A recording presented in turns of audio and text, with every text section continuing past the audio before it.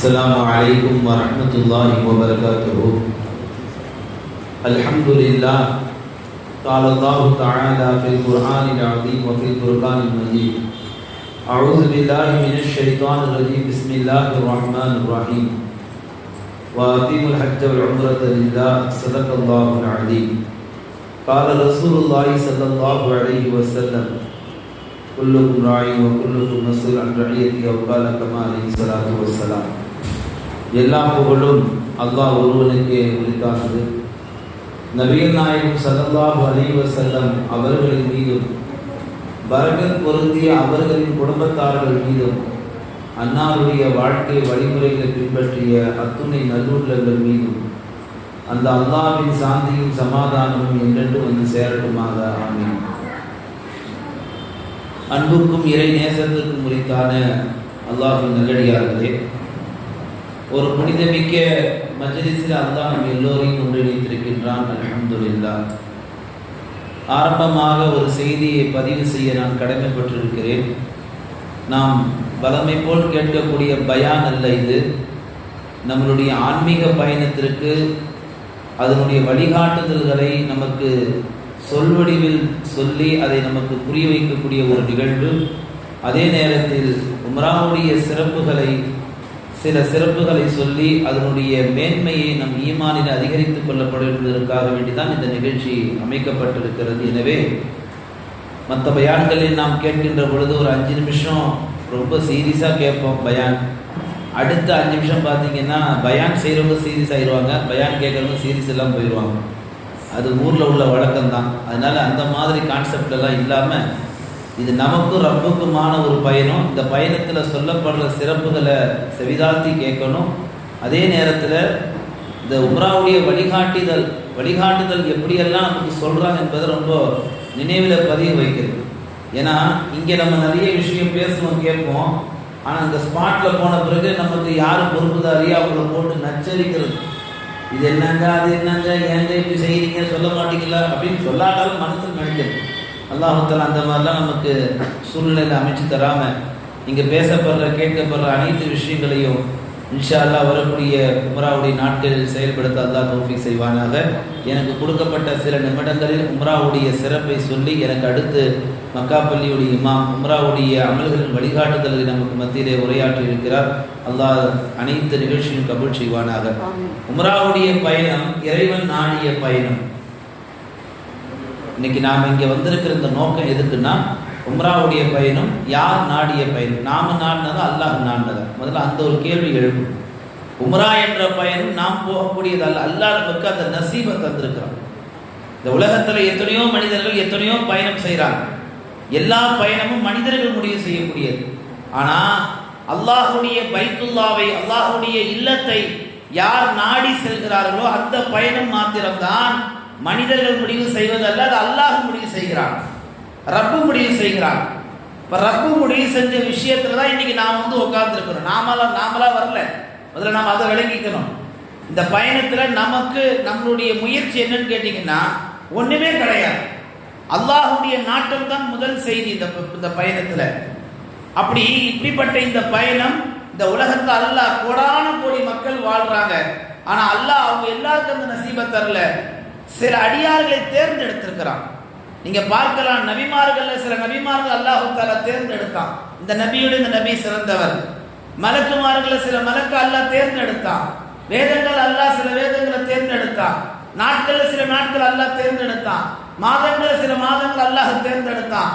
அது போலதான் வணக்க வழிபாடுகள் இபாதத்து செய்யக்கூடிய அந்த சாலிஹீன்கள், அந்த ஆபீதுகளை அல்லாஹ் தேர்ந்தெடுக்கிறான். லட்சோப லட்ச மக்கள், கோடான கோடி மக்கள் வாழும் இந்த உலகத்தில் இவர்கள் தான் என்னுடைய இல்லத்திற்கு வர வேண்டும் என்று அவன் நாடுகிறான். பாருங்க, அந்த நாட்டம் தான் பெரும் கிருபை. வைத்தழுத்து நியமத்தல்லாஹ், அல்லாஹ் குர்ஆன்ல பேசுறான். நான் உங்களுக்கு தந்த நியமத்துகளை நீங்கள் எண்ணி பார்த்தால் உங்களால் எண்ண முடியாதுன்றான். சாதாரண நியமத் அல்ல, பெரிய நியமத். உண்டார்ந்த அல்லாஹ் நல்லடியார்களே, இப்படி இந்த பயணங்கள் பலன் தருகிறது என்று பார்த்தால் உலகத்தில் நாம் மேற்கொள்கிற பயணங்கள் இந்த உலகத்தில் பலன் தரும், அது மறுமையில் எந்த பலன் தராது. ஆனா அல்லாஹ் நம்மை தேர்ந்தெடுத்து அவன் நாடி இந்த உம்ரா பயணம் என்பது இந்த உலகத்திலும் பலன் தரும், நாளை மறுமையிலும் பலன் தரும் என்பதை இந்த நல்ல நேரத்தில் நாம் சிந்தனையில பதிவு செய்ய வேண்டும்.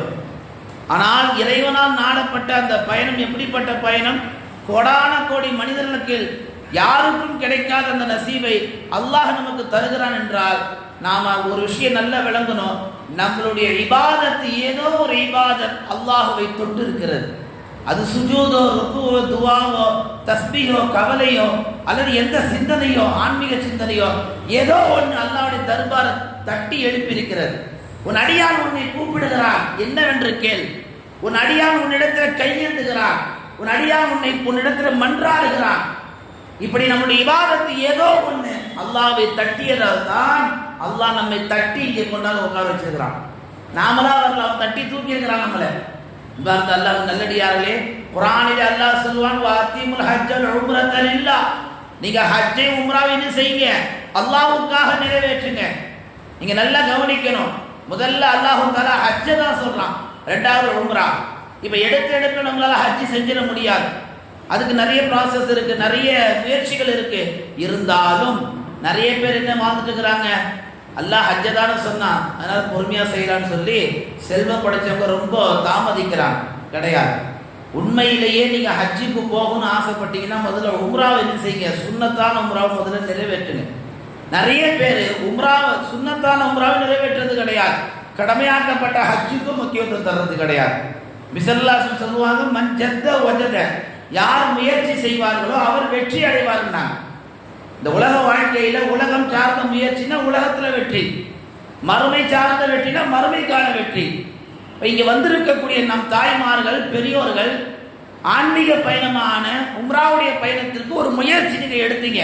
பாஸ்போர்ட் முயற்சி, அதற்கான பொருளாதார முயற்சி, உங்கள் உடல் சார்ந்த உங்களுடன் உங்களோடு இருக்கக்கூடிய நோவினை, அது நோய் சார்ந்த எல்லாவற்றையும் சமாளிச்சு ஹைர் ரப்புக்காக எல்லாத்தையும் தாங்கலாம். எனக்கு இருக்கிற நோய் பெருசு இல்லை, என் ரப்பை நான் பார்க்கணும், என் ரப்பனுடைய ஆலயத்தை போய் நான் அடையணும், எனக்கு அதுதான் பெருசு என்று எல்லா தியாகமும் முன்னெடுத்து இப்ராஹிம், ஹாஜரா, இஸ்மாயில் அலைஹிஸ்ஸலாம் எப்படி தியாகம் செய்தார்களோ அந்த பாதையில் இன்றைக்கு நாம் உட்கார்ந்து இருக்கிறோம். அல்லாஹ் இந்த நிகழ்வை கபூல் செய்யணும். அல்லாஹ் நல்லடியார்களே, இப்படி அல்லாஹ் தஆலா தன்னுடைய அடியார்களை யாரை நாடுகிறானோ அவர்களை தேர்ந்தெடுக்கிறான். அல்லாஹ் மாத்திரமல்ல, அல்லாஹ்வுடைய தூதரும் தான். நபிகள் நாயகம் ஸல்லல்லாஹு அலைஹி வஸல்லம் ரவுலாவில் எல்லோரும் போய் ஆஜராகிட முடியாது. ரசூலுல்லாஹ் வாழ்ந்த காலத்திலும் சரி, ரசூலுல்லாஹ் மரணித்த காலத்திலும் சரி, ஏன் ரசூலுல்லாஹ்வுடைய கபரை தோண்டி எடுப்பதற்கு எத்தனையோ யூதர்கள் சதி செய்தார்கள், சுரங்கம் வழியாக வந்தார்கள். எந்த சதியும் வெல்லல, அல்லாஹ் முறியடிச்சான். நபிகள் நாயகத்தை தோண்டுவதல்ல, நபிகள் நாயகத்துடைய எல்லையை கூட தொட முடியாது. காரணம் என்ன? நபியை புகழ்வதாக இருந்தாலும், நபியை தூக்குவதாக இருந்தாலும், அந்த கபரை எடுப்பதாக இருந்தாலும் அல்லாஹ்வுடைய நாட்டம் தேவை, நபியுடைய உத்தரவு தேவை. எந்த அடிப்படையில? ஒவ்வொரு திங்கட்கிழமையும் நாம் சொல்லுகிற ஸலவாத் நபிகள் நாயகம் தர்பாருக்கு எடுத்து காட்டப்படுகிறது. இந்த உம்மத்தை சேர்ந்த, இந்த ஊரை சேர்ந்த, இந்த பரம்பரையை சேர்ந்த, இந்த குடும்பத்தை சேர்ந்த, இந்த பெற்றோர்களுக்கு பிறந்த இந்த மனிதர் உங்கள் மீது ஸலவாத்து சொல்லி இருக்கிறார் என்று ஒவ்வொரு திங்கட்கிழமையும் ஸலவாத்துக்களை எடுத்து காட்டப்படுகிறது. நாம் ஒவ்வொருத்தரும் உம்ராவுக்கு போற, ஹஜ்ஜுக்கு போறவங்க என்ன சொல்லி அனுப்புவோம்? நபிகள் நாயகத்துக்கு சலாம் சொன்னதா சொல்லி அனுப்புவோம். ரசூல் ஸல்லல்லாஹு அலைஹி வஸல்லம் சொல்லி காமிப்பார்கள். அப்படிப்பட்ட அந்த சலாம், நம்முடைய சலாம் உண்மையானதாக, யகீனானதாக, அது அல்லாஹ்வுடைய தூதருக்காக இருந்தால் அந்த சலாமுக்கு ரசூல் பதில் தருகிறார்கள். சும்மா 10ஆம் போதுல போற போக்குல நான் சலாம் சொல்றேன் நீங்களும் சொல்லிடுங்க அப்படின்னு சொன்னா அந்த சலாம்ல எத்தி வைக்கப்படாது. ரசூலுல்லாஹ்வுக்கு இங்கிருந்து சலாத்தை அனுப்புறதா இருந்தாலும் உள்ளத்துல ஈமான் இருக்கணும், உள்ளத்துல இஹ்லாஸ் இருக்கணும், தக்வா இருக்கணும். இவர் உம்ராவுக்கு போல, ஹஜ்ஜுக்கும் போல, ஆனா சலாம் தான் சொல்லி அனுப்புறாரு. உம்ரா ஹஜ்ஜுக்கு போறவங்களுக்கு அந்த சலாம் சொல்லி அனுப்புறது தக்வா இருந்தாதான் அந்த சலாம் போய் அங்க சேரும், என்ன சேராது. இதிலே நாம விளங்கிக்கணும். எடுத்து உரைக்கிற சலாத்தில் கூட தக்வா, இஹ்லாஸ், ஈமான் இல்லாவிட்டால் சலாம் கூட ரசூலோட தர்பாரை சென்று அடையாது. நாம ரசூலோட தர்பாருக்கு நேரடியாக போகிறோம், ஆண்களும் பெண்களும். இது எப்பேற்பட்ட பாக்கியம்! அல்லாஹ்வுடைய ஆலயத்திற்கும் சரி, அல்லாஹ்வுடைய தூதருடைய ரவுலாவுக்கும் சரி ஒரு அடியான் போக வேண்டும் என்றால் அந்த இடத்திற்கு அல்லாஹ்வும் நாட வேண்டும், அல்லாஹ்வுடைய உத்தரவை கொண்டு நபிகள் நாயகம் பிரியப்பட வேண்டும். அப்படி அல்லாஹ்வுடைய நாட்டமும் நபிகள் நாயகத்தின் பிரியமும் நமக்கு இந்த இடத்தில் அல்லாஹ் தந்திருக்கிறார் என்றால் முதலிலே உணருங்கள், அல்லாஹ் என் மீது பாசம் வைத்திருக்கிறான். அல்ஹம்துலில்லாஹ் என்று சொல்லுங்க, சத்தமா சொல்லுங்க. அல்ஹம்துலில்லாஹ். சாதாரண பாக்கியமா? கோடான கோடி சொத்து வச்சுன்னு கூட இந்த பாக்கியம் கிடைக்கலையே. அல்லாஹ் நம்மளை தேர்ந்தெடுத்திருக்கிறாங்க. அல்லாஹ் நல்லடியார்களே, இப்படிப்பட்ட இந்த பாக்கியம், இந்த பயணத்தில் நாம் இருக்கிறோம் என்று சொல்வது போது பெரிய மகிழ்ச்சியும் சந்தோஷமும் கூட. பெருமானார் ஸல்லல்லாஹு அலைஹி வஸல்லம் சொல்வார்கள், உம்ராவுடைய பயணம் போகக்கூடிய யாராக இருந்தாலும் தயவு செய்து பயணம் போகக்கூடியவர்கள் பயணம் சொந்தக்காரத்தை சொல்லும் பொழுது நான் உம்ரா பயணம் போறேன்ற வார்த்தையை பதிவு செய்யாதீங்க. மாறாக இப்படி சொல்லுங்க, அல்லாஹ் என்னை உம்ராவுடைய பயணத்திற்கு நாடி இருக்கிறான், அல்லாஹ் என்னை உம்ராவுடைய பயணத்திற்கு அவன் வீட்டுக்கு அவன் என்னை அழைத்திருக்கிறான். இந்த வார்த்தைகளை பதிவு செய்யுங்கள். தான் போவதாக, தான் செல்வதாக தான் எடுத்த முயற்சியை நீங்கள் முன்வைத்தால் அந்த இடத்தில் அல்லாஹ் கிபரை பார்க்கிறான். இவன் எனக்காக வரவில்லை, இவன் எனக்காக இந்த முயற்சி எடுக்கவில்லை, இவன் காட்ட வேண்டும். ஒரு உம்ரா, ஒரு ஹாஜி என்று இவன் காட்ட வேண்டும். இவன் ஒரு ஹாஜி செய்ததாக, ஒரு ஹஜ்ஜி நிறைவேற்றியதாக, உம்ரா நிறைவேற்றியதாக மக்கள் இவனை புகழப்பட வேண்டும் என்ற அந்த பெருமை சொல்லுக்கு இவன் ஆளாக்கப்பட வேண்டும் இவன் நினைக்கிறான். அதனால் தான் இவன் நான் உம்ராக்கு போகிறேன் என்று சொல்ல. அப்படி சொல்லக்கூடாது. யாரிடத்திலும் பயணம் சொன்னாலும் அல்லாஹ் என்னை உம்ராவுடைய பயணத்திற்கு அழைத்திருக்கிறான், எனவே நான் உம்ராவுடைய பயணத்திற்கு செல்கிறேன், எனக்காக துஆ செய்யுங்கள் என்று சொந்த பந்த உறவுகள், அண்டை வீட்டார்கள், பழகியவர்கள் எல்லோரிடத்தில் இந்த வார்த்தையை நீங்க சொல்ல கடமைப்பட்டிருக்கிறீங்க. அல்லாஹ் நல்லடியார்களே, இப்ராஹிம் அத்ஹம் ரஹ்மத்துல்லாஹி என்று சொல்லக்கூடிய ஒரு பெரிய மார்க்க இறை நேசர். உம்ராவுக்கு போகக்கூடிய தாய்மார்கள் பெரியோர்கள் இருக்கிறதால இந்த செய்தி ரொம்ப உங்களுக்கு ஒரு அல்வா மாதிரி.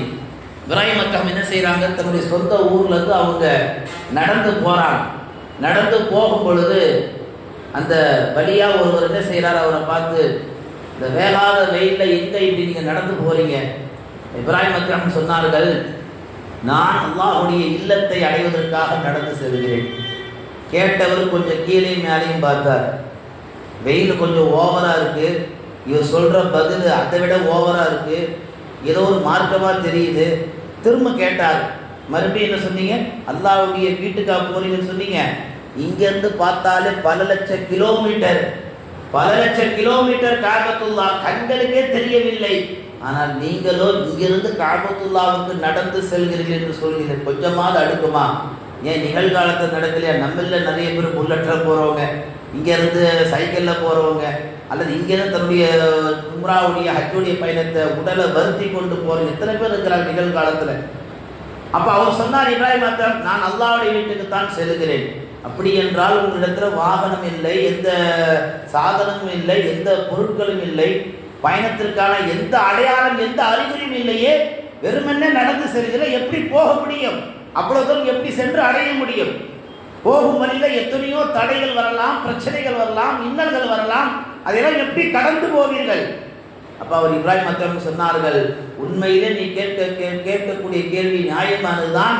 நான் நடந்து போகின்ற பொழுது வழியில எனக்கு ஏதாவது தடைகளும் ஏதாவது இன்னல்களும் வந்தால் பொறுமை என்ற கருவியை நான் கையில எடுப்பேன் என்று சொன்னார். உம்ராக்கு போகக்கூடிய ஆஜிமார் முதல்ல படிக்க வேண்டிய பாடம், இன்ஷா அல்லாஹ் சென்னை ஏர்போர்ட்ல இருந்து அல்ல, என் சொந்த வீட்டில இருந்து நான் பிறப்புற அந்த நொடியில இருந்து மீண்டும் நான் என் சொந்த வீட்டுக்கு வந்து இறங்குற அந்த நொடி வரைக்கும் நான் ஒரு கணம் கூட கோபப்பட மாட்டேன். ஒரு சபதம், நான் பொறுமையாக இருப்பேன், நான் பொறுமையை கடைபிடிப்பேன் என்ற அந்த உறுதி உம்ராக்கு போகக்கூடிய நம்மில் ஒவ்வொருவருக்கும் வர வேண்டும். நான் போகும் இந்த பயணத்தில் எனக்கு எதிராக ஏதாவது பிரச்சனைகள் ஏற்பட்டால், என்னை யாராவது துன்புறுத்தினால், நான் சகிப்புத்தன்மை என்ற அந்த குணத்தை நான் கையில் எடுப்பேன். நான் போகும் வழியில, நான் செல்லக்கூடிய பாதையிலே என்னுடைய விதியில ஏதாவது நடந்தால் அதை கவா கதிர் அல்லாஹ்வுடைய தக்தீர் என்று நான் எடுத்து, எதுவெல்லாம் நடக்கலாமா இல்லையா? உத்தரவாதம் என்பது கிடையாது, எதுவும் நடக்கலாம். எனவே நான் போகக்கூடிய பாதையில் கலா கதிர் தகுதியை நம்பி செல்வேன். இப்படி ஒவ்வொன்றாக அவர் சொல்ல சொல்ல வழி மறைச்சி கேட்டவர், அல்ஹம்துலில்லாஹ், அஸ்ஸலாமு அலைக்கும், நீங்க உங்க பயணத்தை நோக்கி புறப்படுங்க என்றார். நமக்கான செய்தி, உம்ராவுக்கு போகக்கூடிய ஹாஜிமார்கள் நாம் எல்லோரும் கடைபிடிக்க வேண்டிய முக்கியமான குணங்கள்ல ஒன்று என்னன்னு கேட்டீங்கன்னா, முதல்ல பொறுமையை கடைபிடிக்கணும். எல்லா நிலையிலும் பொறுமையா இருக்கணும். நம்மள நிறைய பேர் கோவப்படக்கூடியவங்களா இருப்போம், அல்லது எல்லாத்துக்கும் தொட்டதுக்கெல்லாம் பட்டுன்னு கோவம் வரக்கூடியவங்களா இருப்போம். அந்த ஏர்போர்ட்டில் அல்லது வீட்டில் புறப்படும் பொழுது, அல்லது நம்ம அங்கே போய் இறங்கினதுக்கு பிற்பாடு அல்லது ரூமுக்கு போகும் பொழுது ஏதாவது 1-2 நம்மளை கோவப்படுத்துகிற மாதிரி நிகழ்வுகள் நடக்கும். எந்த நிலையும் நம்ம கோவப்பட்டுறக்கூடாது. எல்லாத்தையும் சகிச்சுக்கணும், எல்லாத்திலையும் பொறுமையாக கடக்கணும். எல்லாவற்றுக்கும் மேல் தக்தீர் கதா கதிர் என்னவோ அதை அப்படியே நாம் ஏற்றுக்கணும். அல்லாஹ்வுடைய ரசூல் அதைத்தான் சொன்னார்கள், உங்களில் ஒவ்வொருவரும் பொறுப்பாளர், உங்கள் பொறுப்பை பற்றி நீங்கள் விசாரிக்கப்படுவீர்கள். அல்லாஹ்வுடைய பயணத்துக்கு தான் போறேன், அதனால இதுல என்னுடைய பொறுப்பு எதுவும் கிடையாது, எல்லாம் அல்லாஹ்வுடைய பொறுப்பு, அவன் மேல தூக்கி போடக்கூடாது. நம்ம பொறுப்பு இதுல இருக்கு. ஒவ்வொரு நொடியும் நாம் பொறுப்பாளர் தான். நம்முடைய உடைமைக்கு, நம் உயிருக்கு, நம்மளுடைய அமல்களுக்கு, நம்முடைய ஈமானுக்கு, இப்படி எல்லாவற்றையும் நாம் மனதில் பதிய வைத்து நாம் பொறுப்பாளர்களாக புறப்பட்டால் அல்லாஹ் நம்மை பொறுப்பாளராக எல்லா அமல்களும் நம்மை பொறுப்பாக செய்ய வைப்பான். அந்த அல்லாஹ் நல்லடியார்களே, உம்ராவுடைய பயணம் போகக்கூடியவர்கள் எப்படிப்பட்டவர்களாக இருக்க வேண்டும் என்று சொன்னால், நம்மில்ல யாராவது நம்மளை திருமணத்துக்கு அழைக்கிறாங்கன்னா நம்ம என்ன செய்வோம்? முதல்ல திருமணத்துக்கு போவதற்காக ஏதாவது நம்மள நிறைய பேர் தயாராகும். குளிச்சு சுத்தபத்தமா நல்ல ஆடை, நம்மள்ட்ட இருக்கிற நல்ல ட்ரெஸ் என்ன செய்வோம், அதை எடுத்துக்கிட்டு நம்மளை நல்லா அலங்கரிச்சுக்கிட்டு நம்மளை மற்றவங்களுக்கு மத்தியில் நல்ல அழகாக காண்பிப்பதற்காக என்ன செய்வோம், அந்த நிக்காவுக்கு போவோம். அது மாதிரி உம்ராவுடைய பயணத்துக்கு போகக்கூடியவர்கள் நம்முடைய உள்ளத்தை சுத்தப்படுத்தணும், நம்முடைய சிந்தனைகளை சுத்தப்படுத்தணும், நம்முடைய எண்ணங்களை சுத்தப்படுத்தணும். மொத்தத்தில் நம்முடைய ஈமான் பரிசுத்தமானதாக இருக்கப்பட வேண்டும். வெளியில எல்லாவற்றையும் பார்க்கிறோம், சுத்தம் செய்யறோம். ஈமான் எப்படிங்க பார்க்க முடியும்? ஈமான் கண்களால் பார்க்க முடியாது. அங்க ஒரு கேள்வி இருக்கா இல்லையா? அந்த கேள்விக்கு தான் பதில். இந்த நிலையில நான் எந்த அமல் செய்யறனோ எல்லா அமலும் அல்லாஹ் கண்காணிச்சு கொண்டிருக்கிறான், அல்லாஹ் பார்த்து கொண்டிருக்கிறான். எனவே எல்லா அமல்களையும் நாம் ஈமானோடு செய்யணும் என்ற அந்த எண்ணம் நம் உள்ளத்தில் வரும். அப்படி வந்து விட்டால் அதற்கு பெயர் தான் ஈமான் என்றார்கள். அன்பார்ந்த அல்லாஹ் நல்லடியார்களே, உம்ரா என்ற அந்த ஒற்றை அமல் இருக்குது அல்லவா, அந்த அமல் சாதாரணமான அமல் அல்ல, அல்லாஹ் நமக்கு நாடிய ஒரு அமல். உம்ராவுடைய காலங்களில் நீங்கள் கஅபத்துல்லா தவாஃப் செஞ்சு வரும் பொழுது அங்கே ஹஜ்ருல் அஸ்வத் கல் அங்கே வைக்கப்பட்டிருக்கும். அந்த கல் சுவனத்திலிருந்து வந்த கல். நபிகள் நாயகம் ஸல்லல்லாஹு அலைஹி வஸல்லம் சொன்னார்கள், அந்த கல் சுவனத்திலிருந்து வருகின்ற பொழுது வெண்மையானதாக இருந்தது, பளிச்சில் இருந்தது. ஆஜிமார்கள், உலகத்தில் உள்ள ஆபிதீன்கள் அந்த ஆலயத்தை சுத்தி அந்த கல்லை தொட்டு முத்தம் கொடுத்து இத்தனை ஆண்டு காலம் அந்த கல் இந்த உலகத்தில் பயணித்திருக்கிறது. வெண்மையான அந்த கல் இன்றைக்கு கரும் நிறமாக மாறி இருக்குதுன்னு சொன்னா அத்தனை அடியார்களுடைய பாவம் அந்த கல்லில் இது செய்யப்பட்டிருக்கு, இறக்கப்பட்டிருக்கு. வெண்மையா அந்த கல், அப்படிப்பட்ட அந்த கல்லை பார்க்கக்கூடிய நசீபை அல்லாஹ் நமக்கு தர. உம்ராவுல சிறப்புகள் எத்தனையோ ஒன்று. அதில் ஒன்று என்ன தெரியுங்களா? ஹஜ்ருல் அஸ்வத் கல், சுவனத்தில் அந்த கல்லை நம்ம பார்க்க போறோம். சொர்க்கம் நரகம் இருக்குதா அப்படின்னு சொல்லி ஒரு கூட்டம் இன்னைக்கு விசாரிச்சுட்டு ஒரு கூட்டம் இன்னைக்கு என்ன செய்யுது, அது உண்மையா பொய்யான்னு பேசிட்டு இருக்கு. ஆனா அப்படிப்பட்ட உண்மையான அந்த சொர்க்கத்திலிருந்து அனுப்பப்பட்ட ஒரு ஹஜ்ருல் அஸ்வத் கல் தான் இன்றைக்கு நம்ம உம்ராவுடைய பயணத்துல பார்க்க போறோம். அப்படிப்பட்ட அந்த கல்லை தொடுவதற்கான முயற்சி செய்யப்பட வேண்டும். முயற்சிகள் கிடைக்காவிட்டால் அந்த கல்லை இஷாரா செய்தால் என்ன செய்ய வேண்டும்? நாம் நம்முடைய பயணங்கள்ல நம்ம பயணத்தை அமைச்சிக்கணும். நிறைய பேர் செய்வாங்க, கஅபத்துல்லா பார்த்த சந்தோஷத்துல ஒவ்வொரு வாட்டி நீங்க தவாஃப் செய்யும் பொழுது ஹஜ்ருல் அஸ்வத் கல்லை பார்த்து என்ன செய்யணும்? ஒண்ணு தொட முடிஞ்சா தொட, இல்லையா சைக்கினை இஷாரா செஞ்சாவது முத்தம் விடணும். நிறைய பேர் சுத்துற வேகத்துல என்ன செய்வாங்க? கல்லை மறந்துடுவாங்க. 4 மூலையை சுத்தும் போது ரொம்ப கவனமா சுத்தணும். அந்த உம்ராவுடைய பயணத்துல ஹஜ்ருல் அஸ்வத் ருக்குல் யமானுக்கு இடையில நபிகள் நாயகம் ஸல்லல்லாஹு அலைஹி வஸல்லம் சொன்னார்கள், 70,000 மலக்குமார்கள் அல்லது 70 மலக்குமார்கள், ரெண்டுத்துல ஏதோ ஒரு அறிவிப்பு. இந்த 70,000 மலக்குமார்கள் என்ன செய்கிறார்கள்? அந்த ஹாஜிமார்கள் அந்த ஹஜ்ருல் ருக்குல் யமானுக்கு இடையில சுத்தக்கூடிய அந்த காலகட்டத்தில் அவர்கள் கேட்கக்கூடிய அந்த துவா, ரப்பனா ஆத்தினா ஃபித் துன்யா ஹஸனா வ ஃபில் ஆகிரத்தி ஹஸனத்தும் வ கீனா அஸாபன்னார், இந்த துவாவுக்கு அந்த மலக்குமார்கள் ஆமீன் சொல்லி கொண்டே இருக்கிறார்கள். நீங்க அந்த துவாவுக்கு அர்த்தம் தெரிந்தவர்கள், இந்த உலகம் மறு உலகம் அனைத்திலும் எனக்கு என்னக்கூடிய அல்லாஹ் நலவை கொடு, நரகத்தை விட்டு பாதுகாத்துடு. இந்த ஒரு துவா 70,000 மலக்குகள் ஏறக்குறைய ஹஜ்ருல் அஸ்வத் ருக்குல் யமான் நீங்க டிராவல் பண்றதே குறைஞ்சது அந்த கூட்டத்துல ஒரு 2, 3, 4 நிமிஷம் கூட ஆகலாம். நல்ல பலமுள்ளவளா இருந்தா 2 நிமிஷத்துல பாஸ் ஆயிடலாம். ரொம்ப பலவீனமா இருந்தா ஒரு 5 நிமிஷமா கூட ஆகலாம் அந்த கூட்டத்துல. அப்படி நீங்க ஓதுற அந்த ரப்பனா ஆத்தினா ஒரு 10 வாட்டி ஓதுனாலும் 20 வாட்டி ஓதுனாலும் அது பிரச்சனை இல்லை. உங்களுடைய ரப்பனாக்கள் ஒரு ரப்பனா, ஒரே ஒரு ரப்பனா அல்லாஹ் மலக்குகளை கொண்டு கபூல் செய்து விட்டார் என்று சொன்னால் அதை விட ஒரு பெரிய பாக்கியம் இம்மையிலும் மறுமையிலும் வேற என்ன வேணும் நமக்கு? சொல்லுங்க. ரப்பனா ஆத்தினா ஃபித் துன்யா ஒவ்வொரு தொழுகை நாம கேட்கிறோம், அது கபூல் ஆச்சா இல்லையான்றதுக்கு ஒன்றும் கிடையாது. ஆனா கபூலாவுடைய ஒரு இடம் இந்த உலகத்துல இருக்குன்னா அதுதான் கஅபத்துல்லாஹ், அதுதான் உம்ராவுடைய பயணம். அப்படிப்பட்ட அந்த பயணத்தில் ஒவ்வொரு இடமும் நமக்கு வழிகாட்டியாக வரக்கூடியவர்கள், இப்ப நமக்கு வழிகாட்டக்கூடிய சில நற்செய்தி சொல்ல இருக்கக்கூடியவர்கள், அது அனைத்து நம் கவனம் எடுக்கப்பட வேண்டும். நிறைய பேர் என்ன செய்யறாங்க, கஅபத்துல்லாஹ் சுத்தி வரும்போது இப்படி போயிருந்து கை தட்டாத, அது ஒரு அமலாயிடுச்சு.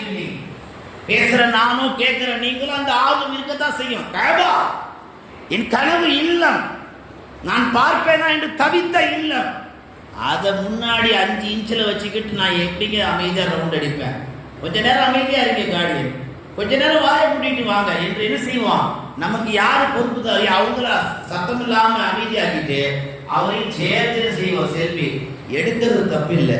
அமல்கள் எல்லாம் செஞ்சு முடிச்சதுக்கு பின்னாடி, தவாஃப் முடிஞ்சு சஃபா மர்வா தொங்கோட்டம் ஓடி சழி போனதுக்கு பின்னால, மொட்டை அடிச்சதுக்கு பின்னால, ஜம்சம் நீர் மக்காமைகள் எல்லா அமல் டோட்டலா முடிஞ்சதுக்கு பின்னால நீங்க சாதாரணமான இஹ்ராம் ஆடையில போகும்போது என்ன செய்யுங்க, உம்ரா நியத்துல போகும்போது தாராளமா எடுத்துங்க. என்ன தப்பு? உம்ராவுடைய நியத்துல உம்ரா நிறைவேற்றக்கூடிய நேரங்கள்ல நீங்க கையை கொண்டு போகும் பொழுது உங்கள் அமல் எவ்வளவு பாதிக்கப்படுது தெரியுமா? இதெல்லாம் நீங்க கவனத்தில் எடுக்கப்படும். கஅபா சாதாரணமான இல்லம் அல்ல. நபிகள் நாயகம் சொன்னாங்க, ஆதம் அலைஹிஸ்ஸலாம் 2000 வருடத்திற்கு முன்னால், இந்த உலகத்தில் 2000 வருடத்திற்கு முன்னால் படைப்பு அனுப்பப்படுவதற்கு முன்னால் வானவர்கள் இந்த கஅபத்துல்லாஹ்வை என்ன செய்தார்கள்? தவாஃப் செய்தார்கள். முதல்ல கஅபத்துல்லாஹ்க்கு அஸ்திவாரம் போட்டது மலக்குமார்கள் தான். ரசூல் ஸல்லல்லாஹு அலைஹி வஸல்லம் சொல்வார்கள், ஒவ்வொரு வாட்டியும் மலக்குகள் இந்த பூமிக்கு வருகிற பொழுது சுத்தபத்தமாக கஅபத்துல்லாஹ்வை குளித்து விட்டு அந்த கஅபத்துல்லாஹ்வை தவாஃப் செய்து விட்டு தான் அல்லாஹ் தனக்கு எந்த பணிகளை தந்தானோ அந்த பணிகளை மலக்குமார்கள் செய்ய போவாங்களாம். அந்த அளவுக்கு அந்த கஅபாவை மலக்குமார்கள் தவாஃப் செய்திருக்கிறார்கள், நபிமார்கள் தவாஃப் செய்திருக்கிறார்கள். அந்த பாதையில் இன்னைக்கு நாம தவாஃப் செய்ய இருக்கிறோம். அதனால இந்த அமல்கள் எல்லாம் உன்னதமான அமல், விலைமதிக்க முடியாத அமல், யாருக்கும் கிடைக்காத பாக்கியம் பெற்ற அமல். இது சாதாரண ஒரு நிகழ்வு கிடையாது. கஅபத்துல்லாஹ் பார்க்கிறதுக்கு நாம கொடுத்து வச்சிருக்கணும். இப்ராஹிம் அலைஹிஸ்ஸலாம் அல்லாஹ்விடத்திலே துஆ செய்தார்கள், யா அல்லாஹ் நீ சொன்ன பணி முடிஞ்சிருச்சு, நான் என்ன செய்ய? கூப்பிடு, 8 திசையில இருக்கிற எல்லா மக்களையும் கூப்பிடு. இப்ராஹிம் நபி கேட்டாங்க, நான் சாதாரண நபி, நான் ஒரு மனிதன், என் குரல் எப்படி ஊர் உலகத்திற்கு கேட்கும்? நீ கூப்பிடு நபி என்று அல்லாஹ் உத்தரவிட்டான். ஜபல் நூர் மலையின் மீது ஏறி இப்ராஹிம் அலைஹிஸ்ஸலாம் அவர்கள் அல்லாஹ்வுடைய ஆலயத்துக்கு அழைப்பு விடுத்தார்கள். அந்த அழைப்பு எங்கு போனது தெரியுமா? உலகத்தையும் தாண்டி ஆலமே அருவா, வெறும் ரூஹ்கள் மாத்திரம் இருக்கக்கூடிய உலகத்துக்கு அல்லாஹ் அந்த சப்தத்தை எடுத்து சென்றார். நாம எல்லாம் இந்த பூமியில வர்றதுக்கு முன்னாடி, நம் தாயின் கருவறையில உருவாகிறதுக்கு முன்னாடி நாம எல்லாம் வெறுமனே உயிர்களா இருக்கக்கூடிய ஆலயம் அருவா இருந்தோம். அந்த உலகில் ரூஹ்களா இருக்கிற அந்த உலகில் இப்ராஹிம் சப்தத்தை அல்லாஹ் கொண்டு வந்து சேர்த்தார் என்றால், அந்த சப்தத்தை எந்த ரூஹ்கள் கேட்டதோ, எந்த ஆன்மாக்கள் கேட்டதோ, கேட்ட அத்துணை ஆன்மாக்களும் லப்பைக் அல்லாஹும்ம லப்பைக் என்று ஒவ்வொரு ஆன்மாவும் சொன்னது. எந்த ஆன்மாவுக்கு அந்த நசீக அல்லாஹ் தந்தாரோ அந்த ஆன்மா மாத்திரம்தான் என்னுடைய ஆலயத்தை அடைந்து கொள்ள முடியும் என்றார்கள் நபிகள் நாயகம் ஸல்லல்லாஹு அலைஹி வஸல்லம். நம்முடைய முயற்சி கிடையாது. விசா எடுத்துட்டோம், டிக்கெட் வந்துருச்சு, பணம் புரட்டிட்டோம், நல்ல ஒரு டிராவல்ஸ் கிடைச்சிருச்சு, இதெல்லாம் வரவேற்கத்தக்கது. இதெல்லாம் இந்த உலகத்தோடு நிப்பாட்டிக்கணும். நான் யாரிடத்திலும் என் முயற்சி இல்லை என்று சொல்லப்பட வேண்டும். எல்லாம் அல்லாஹ்வுடைய நாட்டம். அவன் பாருங்க, ஆலமே அருவாகல நம்முடைய ரூஹல் மாத்திரம் இருக்கிற அந்த உலகத்துல நம்மை லப்பைக்கு சொல்ல வைத்து, அந்த லப்பைக்கு பிரயோஜனமாக பரிகாரமாக நீ ஆலமே அருவால மாத்திரம் லப்பை சொல்லக்கூடாது, உலகத்திற்கு போக வேண்டும். மனித தோற்றத்தில் உடல் அமைப்பில் எலும்பும் சதையுமாக ரத்தமுமாக வெறும் ஆன்மா வந்த நீ உலகத்திற்கு சென்று என் ஆலயத்தை கண்கூடாக பார். வெறும் ஆன்மாவாக சொன்ன அந்த வார்த்தை நீ உடல் ரீதியாக உணர்வு ரீதியாக அனுபவிக்கப்பட வேண்டியதற்காக வேண்டிதான் அல்லாஹ் அப்படிப்பட்ட ஒரு பாக்கியத்தை நமக்கு தந்தான். அதுதான் நீங்க நாம் அடைஞ்சிருக்கிறோம். அல்லாஹ் நல்லடியார்களே, இப்படி ஒவ்வொரு சிறப்பும் உம்ராவிலே ஏராளமான சிறப்புகள் இருக்கிறது. நமக்கு சாதாரணமா இது கிடைக்கல. ரமலானுடைய மாதத்துல யார் ஒரு உம்ராவை நிறைவேற்றுவார்களோ அவர்களுக்கு ஹஜ் நிறைவேற்றிய நன்மை என்றார்கள் நபிகள் நாயகம். கடந்து விட்டது ஒரு வாரத்துக்கு முன்னால் ரமலான். நியத்து வைக்கிறது இன்ஷா அல்லாஹ், அடுத்த ரமலானில் நான் கண்டிப்பாக அந்த கஅபத்துல்லாஹ் ஆலயத்தில் நான் இருப்பேன், நியத்து வை. ஏன்னா ரமலான்ல ஒரு உம்ரா நிறைவேற்றினால் ஒரு ஹஜ்ஜுடைய நன்மை என்றார்கள் பெருமானார். இன்னமல் அஅமால் பின்னியாத், என்னும் போதுதான் வாழ்க்கை. நாங்கள் ரசூலுல்லாஹ், நீங்க என்ன நினைக்கிறீங்களோ அதுதான் நடக்கும், கிடைக்கும் என்றார்கள். உங்களுடைய நியத்து சரியானதாக இருக்க வேண்டும். உங்கள் நியத்து சரியானதாக இருந்தால் உங்களுடைய உம்ராவுடைய பயணத்தில் அல்லாஹ் எல்லாவற்றையும் சிறப்பானதாக ஆக்கி வைப்பான். உம்ராவுடைய பயணத்தில் ஹாஜிமார்கள் செய்ய வேண்டிய முக்கியமான ஒன்று என்ன தெரியுமா? நாம எந்த செயலை செஞ்சாலும், எந்த நல்ல அமலை செஞ்சாலும் அதை ஒழுங்கா செய்யணும், உருப்படியா செய்யணும்.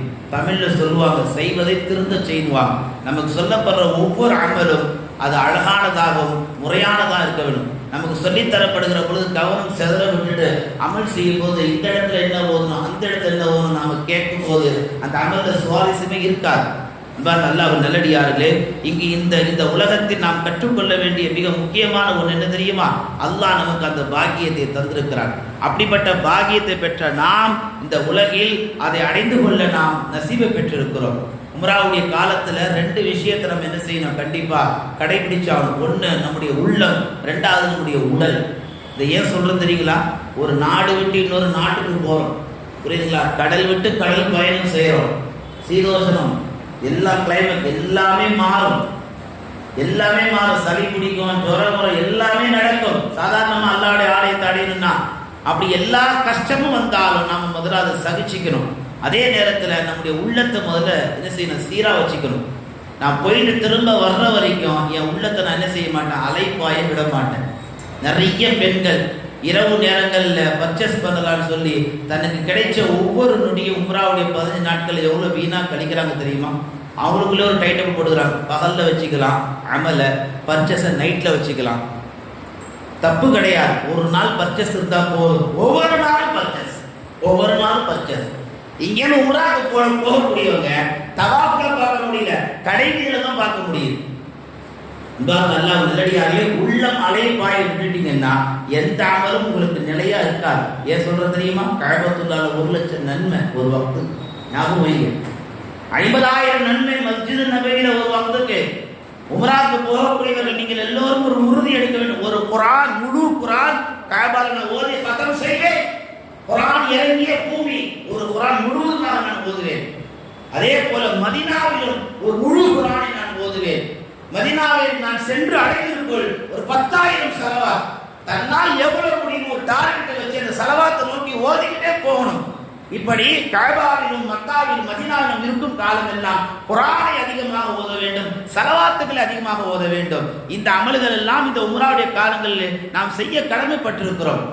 நம்மள நிறைய பேர் என்ன செய்யறாங்க, அந்த உம்ராவுடைய காலங்கள்ல செல்போனுக்கும் கடை வீதிக்கும் அல்லது அங்க உள்ள கட்டிடங்களுக்கும் அங்க உள்ள புதுமையான நவீனங்களுக்கும் நாம் அதிகமா முக்கியத்துவம் தரதுனால கஅபாவை மறந்துடுறாங்க, மதீனாவை மறந்துடுறாங்க, முக்கியமான சிறப்பம்சங்கள் எல்லாத்தையும் மறந்துடுறாங்க. குறிப்பா ஜன்னத்துல் பக்கீ கபர்ஸ்தானுக்கு நீங்கள் போகின்ற பொழுது லட்சக்கணக்கான ஆயிரக்கணக்கான சஹாபாக்கள் அடங்கியிருக்கிற ஒரு பூமி, புண்ணிய பூமி. அந்த பூமியில அந்த கபருக்குள்ள நீங்க போகும் பொழுது ஏறக்குறை நீங்க கபர்ஸ்தானை சுத்தி வந்து குறைஞ்சு 1 மணி நேரமாவது ஆகும். நீங்க இங்க ஆரம்பிக்கிற யாசின் எப்படி திரும்ப அந்த கேட்டுக்கு வரதுக்குள்ள 2-3 யாசினாவது ஓதிடலாம். அட்லீஸ்ட் ஒரு யாசினாவது ஓதி அந்த ஷுஹதாக்களுக்கு, அந்த சாலிஹீன்களுக்கு நீங்க துஆ செஞ்சீங்கன்னா அவங்க எந்த தியாகத்தை முன்னெடுத்து அல்லாஹ்ட்ட ரலியல்லாஹு என்ற பட்டத்தை பெற்றாங்களோ அந்த நசீப் அல்லாஹ் நமக்கும் தருவான். கண்ணியமானவர்களே, அல்லாஹ்வின் நல்லடியார்களே, உம்ராவிலே நாம் பெற வேண்டிய படிப்பினை பாடம் ஏராளம் இருக்கும். என்னை விட நீங்க ரொம்ப ஃபார்வர்டா இருக்கிறீங்க, ரொம்ப தயாரிப்புல இருக்கிறீங்க. இங்க இன்னைக்கு பயானுக்கு வரக்கூடிய நீங்க ஆல்ரெடி யூடியூப்ல உம்ராவுடைய சிறப்பு என்ன அப்படின்னு நிறைய பயான்ல கேட்டு தான் வந்திருப்பீங்க. உங்கள்கிட்ட மைக்க கொடுத்தா கூட ஆளுக்கு அழகா அற்புதமா 10 நிமிஷம் செய்வீங்க, உம்ராவுடைய சிறப்புகளை வழிகாட்டுதல் சொல்லுவீங்க. இருந்தாலும் நாம் இந்த இடத்துல இந்த விஷயங்களை பதிவு செய்வதற்காக என்றால் ஒவ்வொன்றும் முயற்சி எடுத்து நாம் செய்யறோம். அது வீணாயிடக்கூடாது. அந்த முயற்சி வீணானால் அதனுடைய பலன் இம்மையிலும் கிடையாது, மறுமையிலும் கிடையாது. ஒரே ஒரு செய்தியை சொல்லி நான் நிறைவுக்கு வருகிறேன். நம்முடைய நியத்து சரியானதாக இருந்தால் அல்லாஹ் எல்லாவற்றையும் சரியாக்குவான். அல்லாஹ் தஆலா அதற்கான ஒரு வாய்ப்பை தான் இந்த உலகத்தை நமக்கு தந்திருக்கிறான். கஅபத்துல்லாஹ் பார்த்து கேட்கிற எந்த துவாவும் வீண் போகாது, அல்லாஹ் அதை உடனடியாக கபூல் செய்வான். நபியுடைய ரவுலாவில் நீங்க கேட்கிற எந்த துவா வீண் அல்லாஹ் உடனடியாக கபூல் செய்வான். ரவுலாவுக்கு போற அத்தனை பெண்களும் படிக்க வேண்டிய ஒரு படிப்பினை பாடம் என்ன தெரியுமா? அன்னை ஆயிஷா ரலியல்லாஹு, ரசூலுல்லாஹ், அபூபக்கர் அடக்கப்பட்ட காலமெல்லாம் வந்தார்கள் போனார்கள். உமர் எப்பொழுது கொண்டு வரப்பட்டார்களோ வருவதை நிப்பாட்டி விட்டார்கள். ஏன்? உமர் அந்நியான் என்று சொன்னார்கள். மதினா என்பது, மக்கா என்பது, உம்ரா என்பது, ஹஜ் என்பது ஒரு ஆன்மீக வணக்க வழிபாடு மட்டுமல்ல. அந்த வழிபாட்டுகளில் ஏராளமான நற்செய்திகள் படிப்பதே பாடம் இருக்கு. திருமதி ரஹ்மத்துல்லாஹி அலைஹி அவர்கள் பதிவு செய்கிறார்கள், ஒரு முறை அவர்கள் ஹஜ்ஜுடைய காலத்தில் உம்ரால இருக்கிறாங்க, ஹஜ்ஜுடைய காலங்கள் இருக்கிறாங்க. தவாப் செஞ்சுட்டு இருக்கும்போது அவங்களால வெளியே வர முடியல. அந்த கூட்டத்தில் ஹஜ்ஜுடைய காலம், கடுமையான சிறுநீர் வரக்கூடிய ஒரு நேரம், சிறுநீர் தேவை ஏற்பட்டது, சுய தேவை. அவர்களால் அந்த கூட்டத்தை கடந்து வெளியே வர முடியல. அவங்க என்ன செய்கிறாங்க, கஷ்டப்பட்டு அப்படி இப்படி வர முயற்சி பண்ணுறாங்க. ஆனால் காபாவை எல்லை விட்டு வெளியே தாண்டும், அவ்வளோ கூட்டம். ஒரு ஹதீஸ் ஞாபகம் வந்தது இமாம் திருமதி அவர்களுக்கு. என்ன செய்தார்கள், யார் ஜம்சம் நீரை எந்த நோக்கத்திற்காக குடிப்பார்களோ அந்த அந்த நீயத்தை அல்லாஹ் கபூல் செய்வான். நீங்க வேணா சோதிச்சு பாருங்க, நல்ல பசியில இருக்கும்போது ஜம்சம் நீரை குடிச்சு பாருங்க, பசியே எடுக்காது. உங்கள யாருக்கு எந்த நோய், அந்த நோயை மனசுல நீயத்தை வச்சு, இந்த நோய் இந்த இடத்தை விட்டே போயிருந்தீங்க, நீய சரி ஜம்சம் நீர் குடிங்க, அந்த நோய் அந்த இடத்தை விட்டே போயிடும். இமாம் திருமதி அவர்கள் கடுமையான சிறுநீர் வேகம் இருந்த நேரத்தில் கூட்டத்துக்கு வெளியே போக முடியாம சிரமப்பட்டதுனால ஜம்சம் நீர் கிணற்றுக்கு வந்து அந்த ஜம்சம் நீரை வயிறு முட்டை குடிச்சார்கள். அவர்கள் பதிவு செய்கிறார்கள், இன்னைக்கு ஹதீஸ்ல பதிவு செய்யப்பட்டிருக்கு, மறுநாள் மாலை பொழுது வரைக்கும் எனக்கு சிறுநீர் கழிக்கிற தேவையே ஏற்படலன்ட்டான். வந்த சிறுநீர் அல்லாஹு தஆலா வரவிடாமல் ஆக்கிட்டான். இதெல்லாம் நாம் எதற்கு சொல்லுகிறோம் என்று சொன்னால், உம்ராவுடைய காலங்களில் ஒவ்வொரு நேரமும் ஒவ்வொரு இடமும் படிப்பினைக்குரியது, சிறப்புக்குரியது, அந்தஸ்துக்குரியது. அப்படிப்பட்ட அந்த புண்ணியமான இடத்திற்கு தான் அல்லாஹ் நம்மை தயார் செய்து இப்பொழுது அனுப்ப இருக்கிறான். ஆகையால் அப்படிப்பட்ட இந்த இடத்திற்கு போகக்கூடிய நாம் எந்த விஷயங்களை பேசுகிறோமோ, எந்த விஷயங்களை கேட்டோமோ அதன்படி அமல் செய்யக்கூடிய நல் தௌஃபீக் அல்லாஹ் நமக்கு வழங்குவானாக. குறிப்பாக நீங்க இந்த உம்ராவுடைய பயணத்துக்கு புறப்படக்கூடியவர்கள் நீங்கள் கடைபிடிக்க வேண்டிய 3 முக்கியமான விஷயம் சொல்லி நான் வார்த்தையை நிறைவு செய்கிறேன். 1, உங்களுடைய மனசை தூய்மையாக வச்சுங்க. தயவு செய்து எந்த தப்பான எண்ணத்தை கொண்டு வந்துடாது, உம்ராவே வீணாயிரும். 2வது, இஸ்திக்ஃபார் தொடர்ந்து செய்யுங்க. அஸ்தக்ஃபிருல்லாஹ் அஸ்தக்ஃபிருல்லாஹ் தொடர்ந்து செய்யுங்க. வர்ற இடையில அல்லாஹ் தௌபுடியாக்குவான். எந்த பிரச்சனையாக எந்த தடையும் அல்லாஹ் அதை உடைச்சி தள்ளுவான். 3வது, உங்களுடைய ஈமான்ல தக்வா, இறை அச்சத்தை அதிகமாக்கி இந்த 3ஐ நீங்க முழுமையா கடைபிடிச்சீங்கன்னா உங்களுடைய உம்ராவுடைய பயணத்தை அல்லாஹ் சிறப்பானதை ஆக்கி தருவான். எந்த அல்லாஹ் குர்ஆனிலே வாத்தின் ஹஜ் உம்ரத்துல்லாஹ், அல்லாஹ்வுக்காக ஹஜ் உம்ரா நிறைவேற்றணும்னு சொன்னானோ அந்த அடிப்படையில் நாம் மேற்கொள்ள இருக்கக்கூடிய இந்த உம்ராவை அந்த அல்லாஹ் ஒருவனுக்காகவே நிறைவேற்றக்கூடிய நன்மக்களாக அல்லாஹ் நம்மை கபூல் செய்வானாக. உங்களுடைய பயணத்தை அல்லாஹ் தஆலா சிறப்பானதாகவும் பாதுகாப்பான அல்லாஹ் தஆலா ஆக்கி தருவானாக. இது போன்று பல உம்ராக்கள் செய்யக்கூடிய நசீபை அல்லாஹ் நம்ம எல்லோருக்கும் தருவானாக. சஹாபாக்கள் கேட்டாங்க, யா ரசூலல்லாஹ், ஆலமே அருவால தல்பியா சொன்னவங்களுக்கு எத்தனை முறை வாய்ப்பு கிடைக்கும் ஹஜ் உம்ரா செய்ய? ரசூலுல்லாஹ் சொன்னாங்க, ஆலமே அருவால யார் எத்தனை முறை தல்பியா சொன்னாங்களோ அஜத்துல 3 வாட்டி போயிட்டு வந்தாங்க உம்ரா. எனக்கு அவங்க மேல ஒரு தனி பொறாமை இருக்கு. என்னோட ஓதுன நண்பர் தான், எனக்கு முன்னாடி 3 வாட்டி போயிட்டு வந்துட்டாங்க, என்னோட ஒரு வாட்டி போனாங்க, எனக்கு முன்னாடி 2 வாட்டி போயிட்டு வந்துட்டாங்க. இதை ஏன் பதிவு செய்யறேன்னா, ஆலமே அருவால நீங்க எத்தனை வாட்டி தல்பியா சொல்லி இருக்கிறீங்களோ அத்தனை வாட்டி உங்களுடைய அல்லாஹ் உங்களை உம்ரா செய்ய விடாம இந்த உலகத்தில் உங்களை கூப்பிடவே மாட்டான். இது சத்தியம். அதுக்காக நீங்க முயற்சியை செய்யணும். நம்ம சொல்லும் ஞாபகம் இருக்காது, ஆனா தொடர் துவால வைங்க. காபத்துல்லாஹ் துவால வைங்க.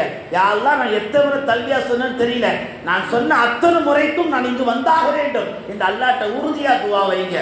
ஸல்லல்லாஹு சொன்னாங்க, நீங்க 2 வாட்டி சொன்னா 2 வாட்டி உம்ராக்கு போவீங்க, 2 வாட்டி சொன்னா 2 வாட்டி ஹஜ்ஜுக்கு போவீங்க. ஒரு சஹாபி எழுந்துச்சு 3 வாட்டி சொன்னா 3 வாட்டி சொன்னாலும் 3 வாட்டி போவீங்க. 4வது ஒரு சஹாபி எழுந்தார், நீங்களாம் நசீப் இல்லாதவர்கள் அப்படின்ட்டார். அப்ப ரசூலுல்லாஹ் அந்த சஹாபியை பார்த்து என்னன்னு கேட்கும்போது சொன்னார், கேட்கறதே கேட்கறீங்க, 1 2 3 குழந்தை புலத்தனமா கேட்டுக்கிட்டு ஒரு 1000 2000 வாட்டி கேட்டு விட வேண்டியதானே?